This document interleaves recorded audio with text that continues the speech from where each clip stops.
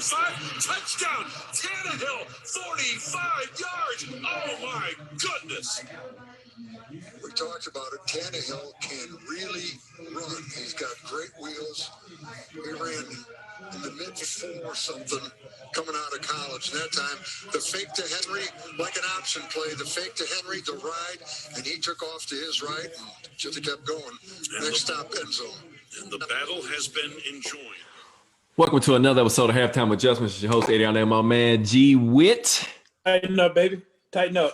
Tighten up. Back tonight after the Sunday night prime time, Titans versus Packers live on NBC, and going into the half, going into the half 19-7. We like what we saw with the drive by the offense, even like what we saw coming out in the third quarter. For the offense to start off and come down and score and cut the lead down to one score game, but as usual, it kind of went downhill. And, a lot of people have been talking about the Aaron Jones step out of bounds and how the official missed the play. I mean, he's standing there watching, the feet of Aaron Jones. But, that was something that hurt us. But, overall, this was just a beatdown. Here's the thing you got to look at and I know people, look at that play and say he was looking at his feet. How could he miss it? The biggest issue on that play is how is it that Dory Jackson doesn't make the tackle, or at least push him out of bounds? Right. That's the issue. That's right. And again, it's just something that's been highlighted all season. It was a beatdown. Bottom line, like you said, they came out after halftime. They went right down the field, scored, cut it to a 5-point game. And then get on the field. The defense goes back on the field, and for lack of a better term, they couldn't do any. Had them down to a 4th and 1, and let Aaron Jones just run right through them for a 30-yard touchdown on a 4th and 1. It's just one of these things, man, where in that game, I'm going to say everything that could go wrong did go wrong. It started from the get-go, and it just snowballed from there. I'm going to say, and it was definitely all 4 phases of the game: coaching. I like how you put that. Special teams, defense, and offense. Arthur Smith really couldn't get into a rhythm calling plays. I was really surprised that he didn't just try to go hurry up, but I understand why they didn't want him to do that. Because you go hurry up, you rush them to put that weak defense back out there, which isn't a good thing. Right. So I know they wanted to try to do some sustained drives, and I think that would have worked. That would have helped the defense out a lot. But the bottom line is it's the same old song we've been singing since the first game against the Broncos. The defense is just, let's just call it what it is. It's just trash. Yeah, and, it didn't help that, and that was A.J. Dillon, by the way, on the run. But yeah, A.J. Dillon, thank you. I'm sorry. Yeah, no, I don't. Yeah, it's it didn't help that we wasn't getting any of the calls, and there were some crucial penalties in the game. The Rashad Evans. You think about that, man. That's a stop on 3rd down. That you get off the field, and the game is still a 1-score game at that point. Yeah. And so that hurts. On the flip side of that, you see the holding by the offensive lineman. So if anything, it should have been offset, but. It is what it is, and he got caught with his hand in the cookie jar. And, the weather took a toll. You can tell earlier that the team wasn't really running prepared. Right. They weren't prepared. I don't know if they didn't have the right cleats on or what the issue was, but they weren't running, as aggressive as I thought they would. You could tell there was a difference in the speed between both teams. And you already mentioned it, man. All 4 phases of the game, the Titans were dominated. It started with, we talked about coming into this week that how they had to establish the ground game. Yeah, as a team, we rushed for 156 yards with Derrick Henry, 23 carries for 98 yards. Green Bay was running a 6-man front, and it took a whole half and a little bit after that for Arthur Smith to adjust and start spreading the offense out to open up the running lanes, which, you kind of want to wonder why not do that early in the game, especially after you see them running a 6-man front. Yeah. Exactly, and that's the thing about it. It's one this was one of those games, man, where, like I said, it just was raw from the start, and nobody caught up with anything that was going on. True, he adjusted in the second half, but then all of a sudden now your receivers can't get loose. Right. They can't break open. It's like you said, you don't know if they had on the wrong cleats or whatever the case may be. They couldn't run in the snow. They couldn't keep their footing, as opposed to Green Bay, who never seemed to lose their footing regardless of what they did. But let's just be real about it. First thing you're going to point out is the fact that Kowski kicked the ball out of bounds on the opening kickoff. Play. First mistake by the special teams and everything. Yep. And then on top of that, your defense, again, your pass rush, which is what we said back in September, again, was exposed because you can't get to the quarterback.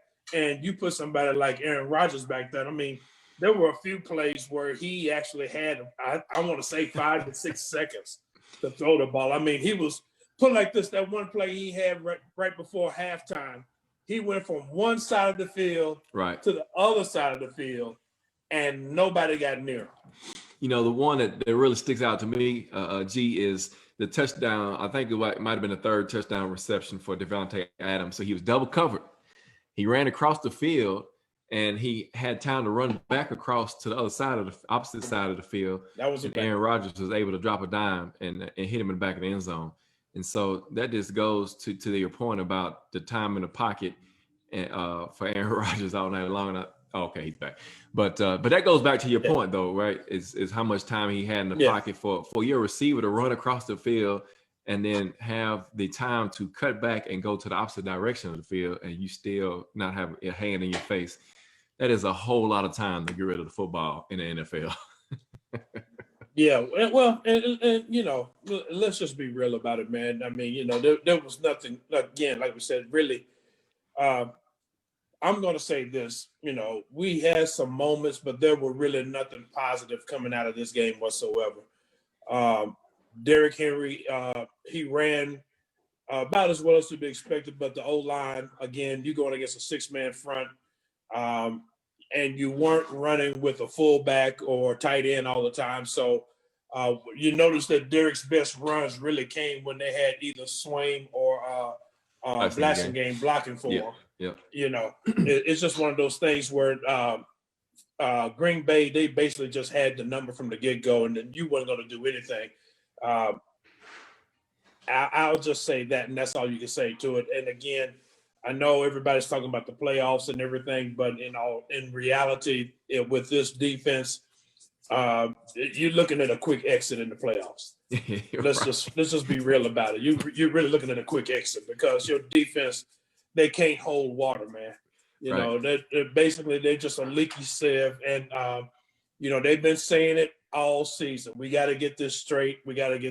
Well, it's week 17. You haven't gotten it straight before now. It's not going to change on this last game, or neither is going to change when you get into the playoffs.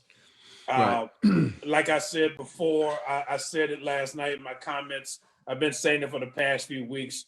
The Vrabel Bowman experiment, you got to end that after this season. Because I'm gonna be honest with you, man, and I'm looking at the defense in totality. You know, was told that, you know, it's not just the coordinator. You know, players have to have some accountability in this too, and I totally agree with that.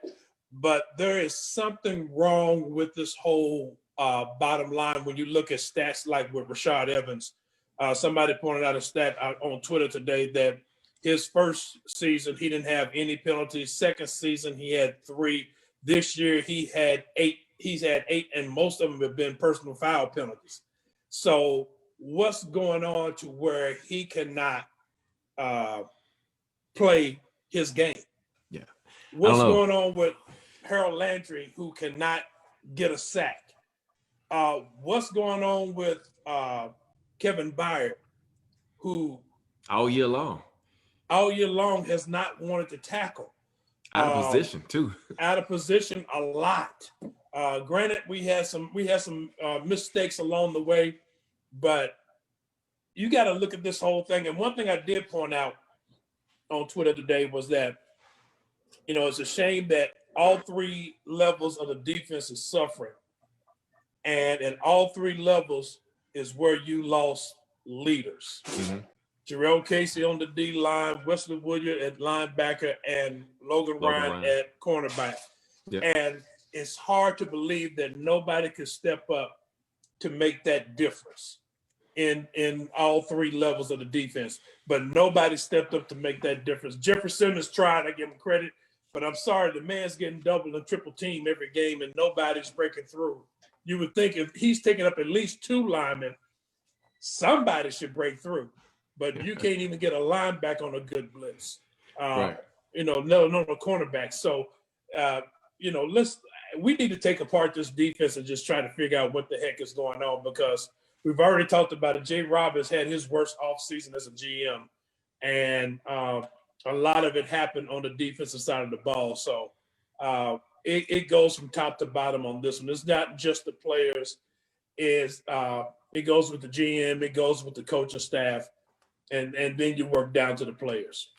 Yeah, and the offense had their own struggles too. We talked about how they had to protect Tannehill. He threw 2 interceptions, was sacked twice, was pressured all night long. He was 11 of 24 for 121 yards, 1 touchdown. Did rush 3 times for 55 yards, of course, the long touchdown run in the second half. A.J. Brown 4 for 43, Jonnu 3 for 30 in the touchdown. Corey Davis had no catches all night, only had 2 targets. And so the offense was struggling. The offensive line in particular was struggling. Quisenberry was getting pushed in the backfield. Roger Saffold was getting pushed in the backfield. Ben Jones. Nate Davis. I mean, straight across, all 5 linemen were Kelly was straight. Some blocks. Yeah, and so, they were missing the pickup on the corner blitzes from the slot, the nickel back blitz. Some of that could be blamed on Tannehill. Some of that could be blamed on the running back. But overall, the offense struggled, and you got to wonder if they were even prepared to play. And this is one thing too, girl. And I hate to say this, but you just wonder if Vrabel didn't put a lot of emphasis on this game, because he knew, deja vu from last year, that they had to win. They could win the next game, and not really. This game didn't really have that much importance, and they can go down and win the game and still have everything in front of them to play for. Well, and I thought about that too, especially when you win the coin toss and you defer, knowing that you're going to put the weakest part of your team on the field first in unfavorable conditions against a high-powered offense. Mm-hmm. You put a lot of pressure on your defense, and every time they've done that. They did it against Green Bay. They did it against Cleveland. Every time they've done that, the defense has flunked the test. They've absolutely flunked the test, and that's a problem. And I'm going to say a little bit plays into the arrogance of Mike Vrabel as the head coach. Mm-hmm. You can't keep doing that, and you can't blow off a game, especially in the end of the season. Blow off a game, knowing that you need to win the next one to get in. Because let's be honest about it now. Let's be real. It's not a lock. It's not that they make it in. You got to go against a Houston team that's going to be on fire and doesn't have anything else to play for this season other than beating us at the possibility of knocking us out of the playoffs. It's so ironic, man. It's so ironic, because all of the how the relationship is between the Texans franchise and the Titans franchise over the jerseys, over this and that, all the back and forth. And here we are once again with the playoffs on the line, having to go to Houston and win with a team that doesn't have anything to lose. There's nothing, and everybody's going to play. And you saw J.J. Watt and his rant, and he was telling, if you don't want to be here, get out of the locker room. Exactly. They get paid a lot of money. And so don't think he's going to be ready to play and licking his chops at that offensive line. Because it's wide open for him. That's exactly right. It's wide open. He don't have to worry about Taylor Lewan. He already knows he's got Kelly on skates. Yep. So he knows he's going to have Quisenberry on skates. So he's coming to play his best game as well as with Merciless. That whole defense is going to be playing their best game, and offensively, they're going to be playing their best game. Deshaun Watson is going to be out there, and he's been single-handedly carrying the team. MVP caliber play right there, man. Yeah. And that's the reason why he made the Pro Bowl over Tannehill. He's carrying that team on the offensive side of the ball. Yep. I mean, the only reason they're in games is because he's the one making all the plays, whether it's running the ball or throwing the ball. He's doing it all because they have no running game. They have no running game at all. That's exactly so right. He's the running game. Right. But the thing about it is, in all honesty, it's just one of these things where it could be. First of all, let's just be, looking at this team as far as I'm concerned. One of the problems we got is we got too many BOB coaches on the team, as far as I'm concerned. And they coach like they still under BOB. Everybody's I'm serious, man. Everybody seems like they're afraid to make a mistake, and you can't play on the defensive side of the ball like that. We've seen that. Put it like this. That's the number 33 mentality. Am I lying? Am I lying? And that's all. If I'm wrong, tell me. That's funny. That's funny. But if I'm wrong, tell me. There's obviously something there, and that could be the case that the coach, not to make a mistake, which to me is it just baffles my mind because I've seen it a lot here lately, and it's just not with this team. It's across the board. I even see it in the college football game. You saw it with the Raiders with John Gruden, who tries not to score a touchdown to run the clock out when your defense is already giving up a lot of points and yards.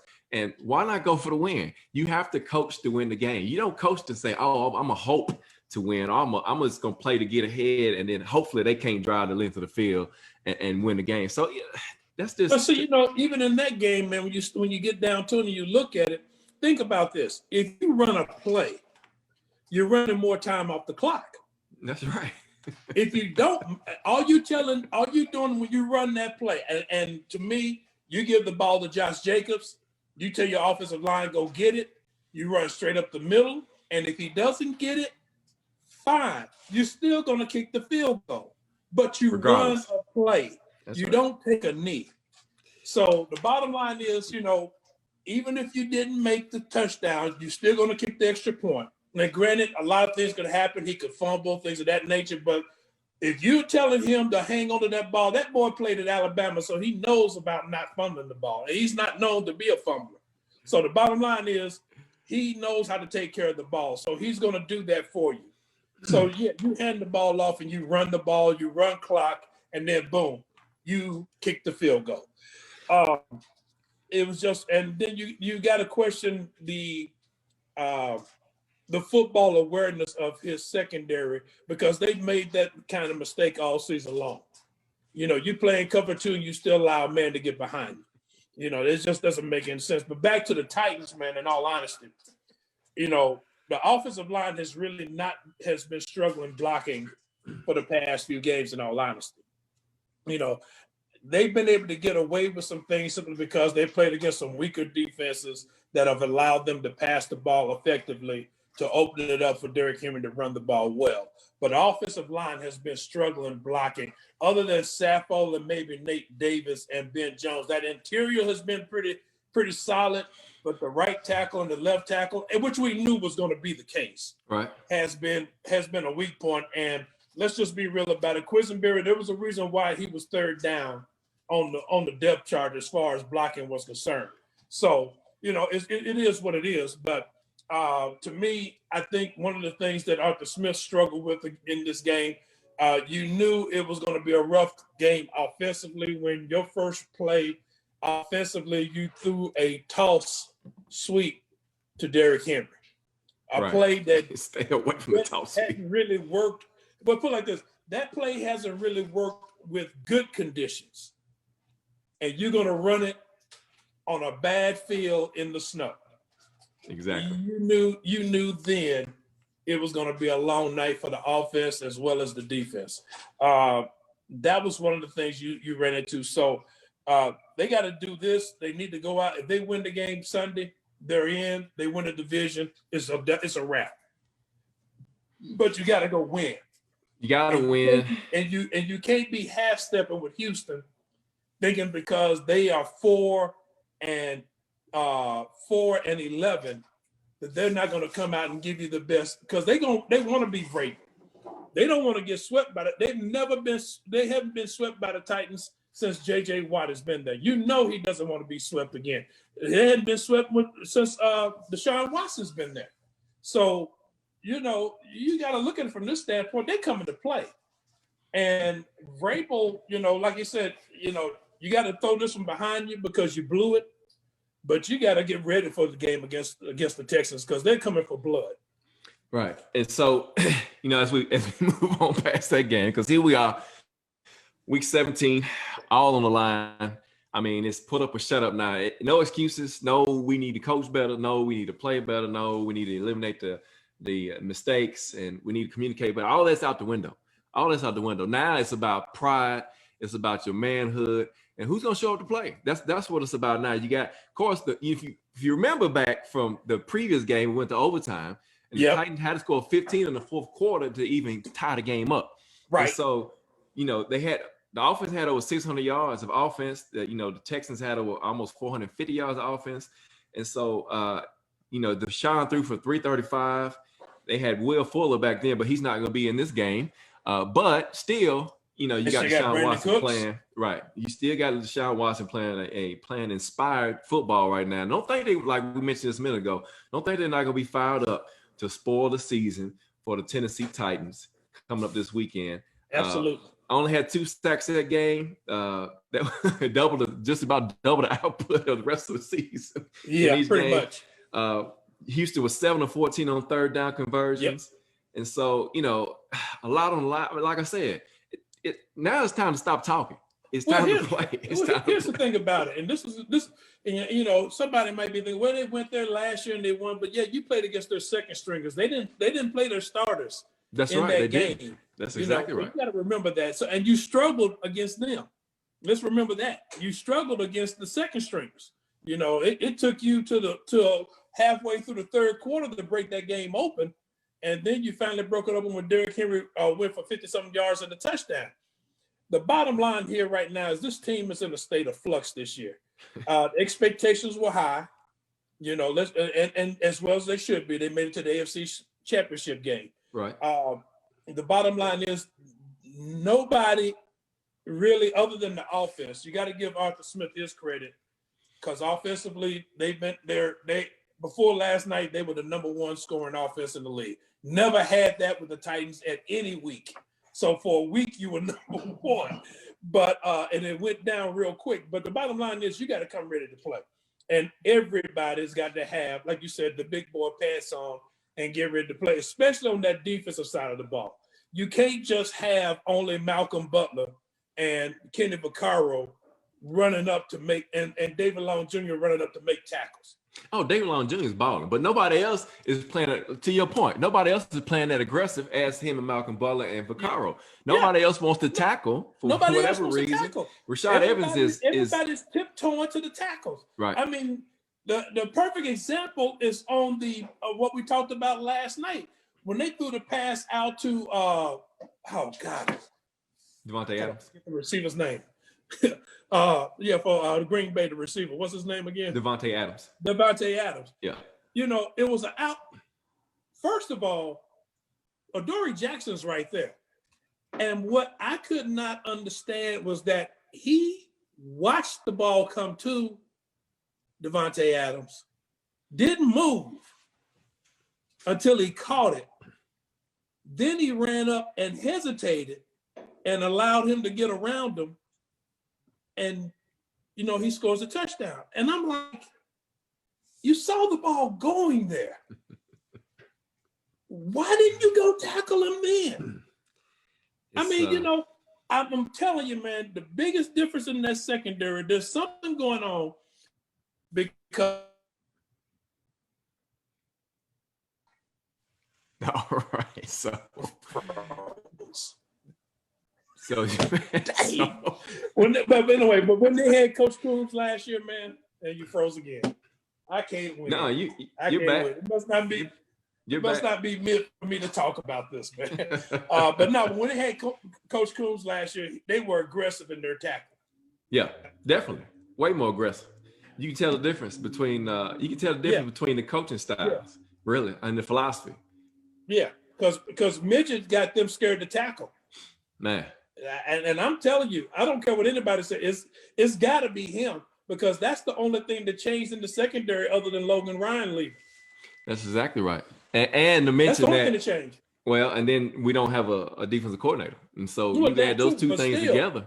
Yeah, you got those two things together, and it's the formula of what you're seeing on the field every week. Yeah, that's the reason why I keep saying it. You know, I know the players got to make the plays and everything, and I'm not excusing the players from anything, but there's something going on in that defensive meeting room to where you got a baller like Rashad Evans not making plays at all. You got a baller like Kevin Byard not making plays. What we're seeing right now is just mind-boggling.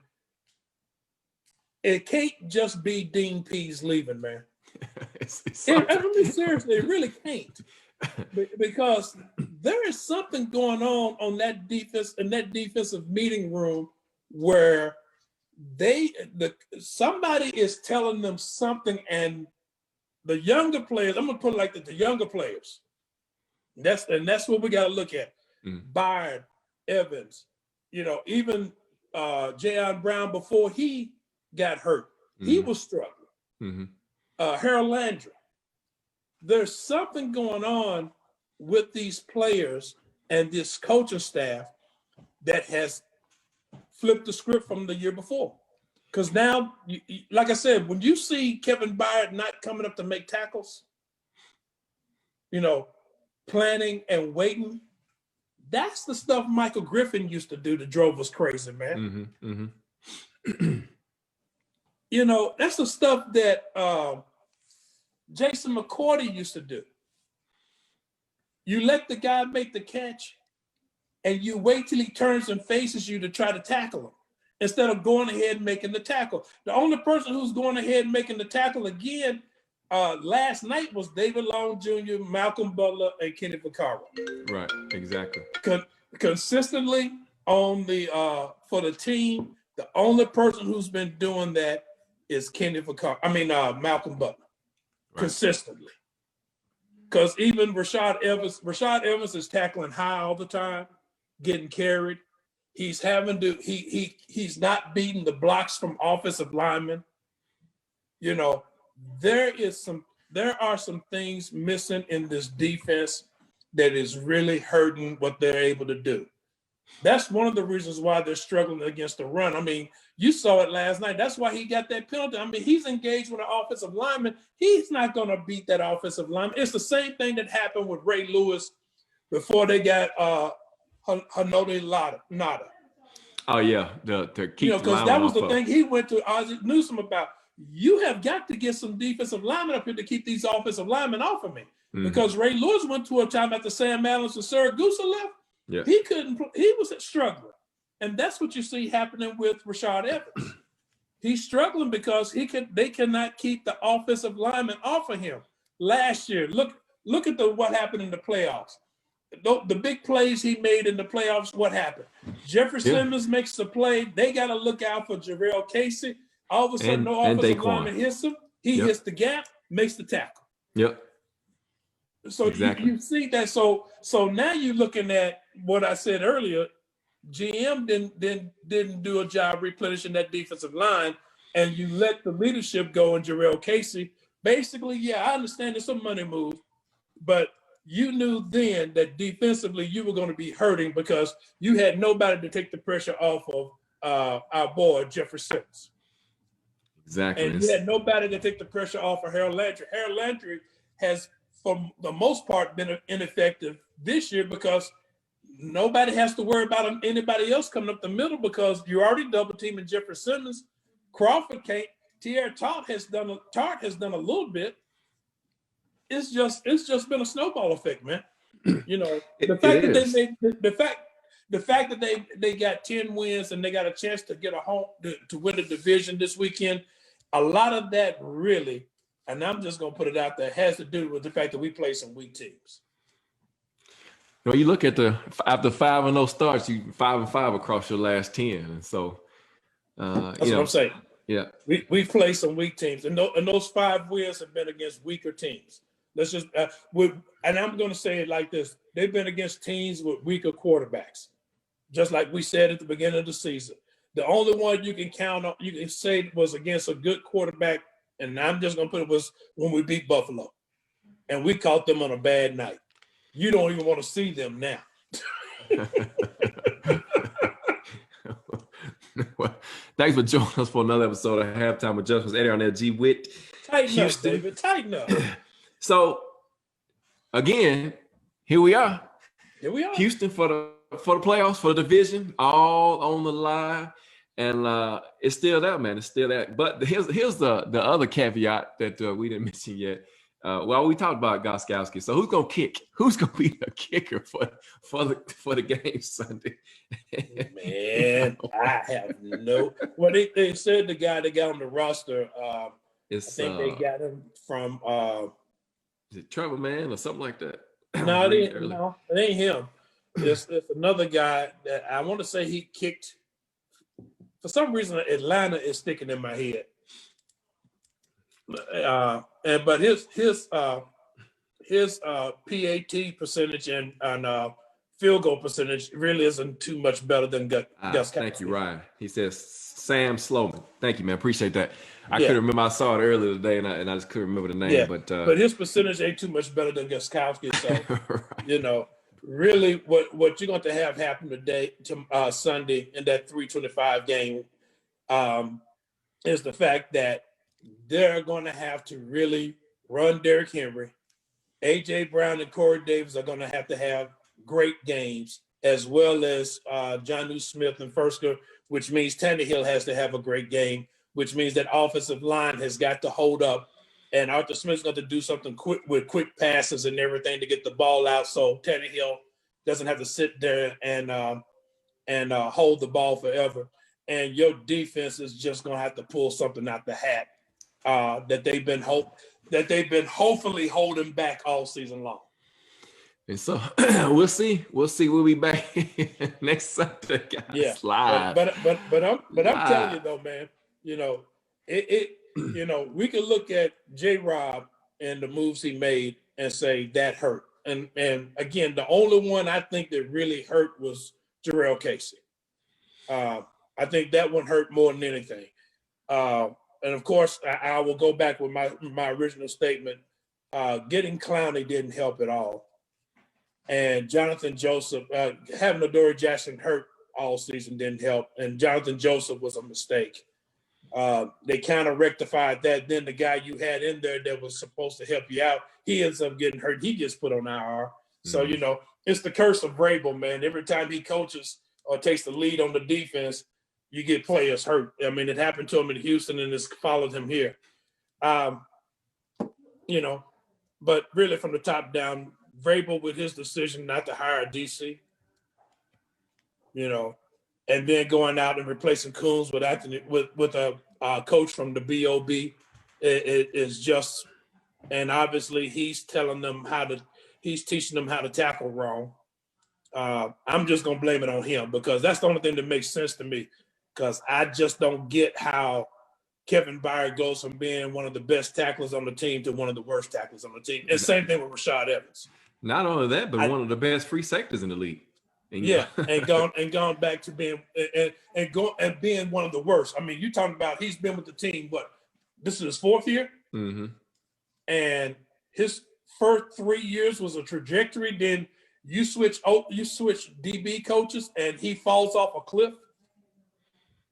Rashaan Evans had 2 great years, and then you all of a sudden you decide you don't want Shane Bowen coaching inside linebackers. You got you bring in Haslam and Rashaan Evans falls off a cliff. Jayon Brown falls off a cliff. Because you don't have a DC to map out a game plan to use to their strengths. And the worst thing about it, really, when you stop and think about it, with the lack of a defensive coordinator, a true defensive coordinator, a good one, is the fact that you have no in-game adjustments. And that's the most noticeable thing about the defense this year. There's been no in-game adjustments. You saw Dean Pease, you would see in-game adjustments, not waiting to halftime, but actually making it after a couple of series. We're going to change this. It's the same thing. Arthur Smith, he's learning. I know people got him out there for head coaching positions, but to me, he needs to stay because he has a hard time adjusting to defense. Now, when he comes back around and sees him again, he's ready for him. And that's going to be his thing. I mean, because I think I saw today, we're going against the NFC West next year. Mm-hmm. You got all defenses out that way. So you get ready to go against the Rams, Seattle, San Francisco if their defensive coordinator doesn't leave, and Arizona. So. But the season's not over yet. So we got one more game. We got to win. And they got to go to Houston. It's not over yet. It's not. We got to still believe. This is still our team. We got to still believe in them. Oh, yeah. We still got shots, man. We got to get the game. Got to get together. Let's be honest about it, Eddie. You and I watched a lot of football over the years. And it's like I said, it's a shame that you got a top 5 offense with a bottom 5 defense. And that's really your best defense is your offense. Yep. Your best defense is your offense, bottom line. And I will say this, if Houston wins the coin toss, and they're probably going to take the ball first because that's a trend, you have to have a game plan for this game that you haven't shown all season long. You would hope so, but you got to pull out all the stuff. You got to pull out all. You got to pull out all the stops because right. You gambled and lost last night. So now, what are you gonna do? And really, I try to be the most positive person I can with the Titans, and this year has not been it. And that bothers me. I mean, seriously, it has. It bothered me because. And I think my problem, in all honesty, is that the expectations were just so high. And that's my problem with the whole thing. The expectation was so high. And offensively, we've lived up to expectation. But defensively, we have not. And me being a defensive guy who really enjoys great defenses, that hurts my feelings more than anything else. Especially after living through the Michael Griffin years, man. Especially after living through the Michael Griffin years. And seeing what we did in the season last year and what we did in the playoffs last year, that's what's bothering me more than anything else. That bothers me. So thank y'all for joining us for another episode. What they saying about me, man? They telling me to get my head up and everything, man. No. They were agreeing. Deion said that Vrabel was messing up when he decided to take over as defensive coordinator. Easy Tovey, thanks for joining the show. Says the Titans will show up big time, but only one game during the playoff. And Deion also says he's hoping that we're doing this for this game in the postseason. We're saving the good stuff for the big games. And so, we'll see what happens. I think you will see a highly motivated team. I think you'll see a more aggressive team because, like you said, it's no tomorrow. This is it. And if they have any hopes of trying to put together a run again this year to get beyond where they ended up last year, you have to coach like there's no tomorrow. You have to be aggressive. You can't hope to win, hope to be close at the end. That sounds like some old Jeff Fisher stuff that he used to say. But I mean, that's what we've been seeing here the last few weeks, right? We've been seeing some poor coaching all the way across the board. And so, at the end of the day, whenever the season does end, I think we'll look back and we'll all agree that not having a defensive coordinator and losing all the leadership on your defensive side of the football was the demise of this football team. Absolutely. At the end of the day, whenever it ends, if it ends next Sunday, if it ends, a few weeks from now. Truthfully, a lot's got to happen for us to not make it next on Sunday. Right. Even as a wild card, a lot's got to happen. Well, the loss don't help at all. And a loss will not help at all. A loss puts us at the mercy of having some help. Because I saw the scenario today. If we win the division. We get a home game. We're in, and that's all we got to do. We control our own destiny. But if we lose, we got to hope that I think Miami beat Buffalo, Miami needs to lose, and I think it's a whole it's a string whole of scenarios. I know for sure that I think it's either Miami needs to lose or Buffalo needs to lose. One of those two to help us out to win. And then we're going as a wild card because let's be real about it. Indianapolis is not losing to Jacksonville. No, Jacksonville, they're sold up to number 1 pick, and so they've already tanked enough for Trevor. So Yeah. don't think they're going to put up a fight this week. Deion said this is worse than any Jeff Fisher season that he had when he was coaching in his tenure. You know what? And this was one reason why I agree with Deion. I don't think we came into a season with so much with more expectations than we did this year. That's where the disappointment lies. Yeah. That's what disappointment. That's why it's so disappointing. Yeah. Especially when you know, and let's just be real about it. The one thing everybody has always complained about with the Titans is that conservative offense.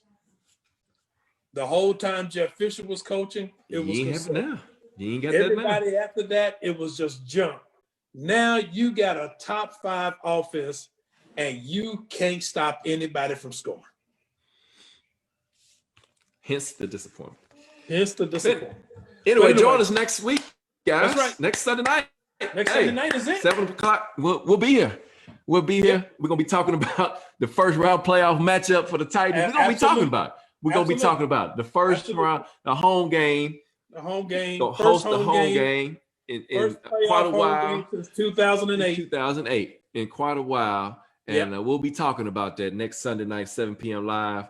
Join us. Absolutely. Join us. We'll be here because it's playoff time, man. Because the bottom line is, I'm like you said, I believe that really what probably needs to happen this week, if nothing else, is Kevin Byard, Rashad Evans, Harold Landry, Jeffrey Simmons. They need to call a team meeting with their defense and say, "Hey, everybody better bring your A game this game."